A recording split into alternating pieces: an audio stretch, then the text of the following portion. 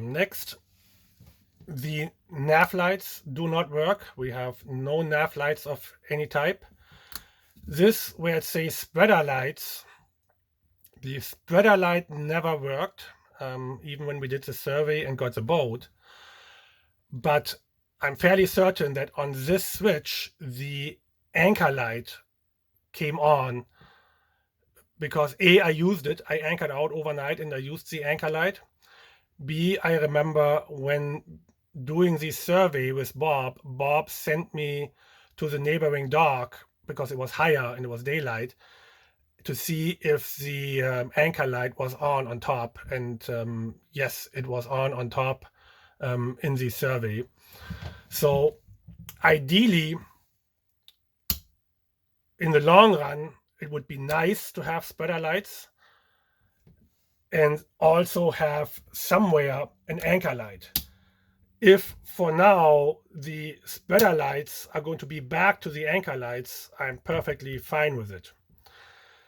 The nav lights, so there should be a way of, when you're sailing only, you have the white light come on in the back and you have the red and green come on in the front, but not the white light halfway up the mast, which indicates you're motoring.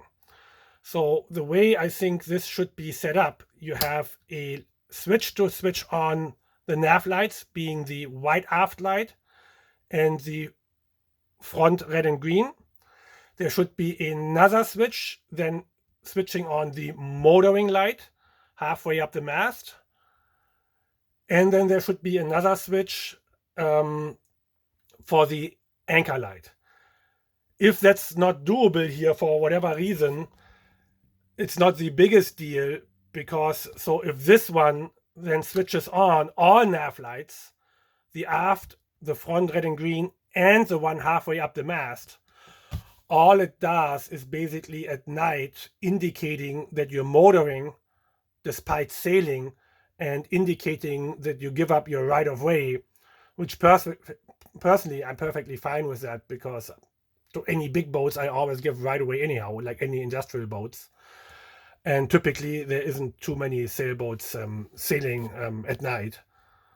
But yeah, so as such, nav lights need to be back in operation, and so does definitely need the anchor light.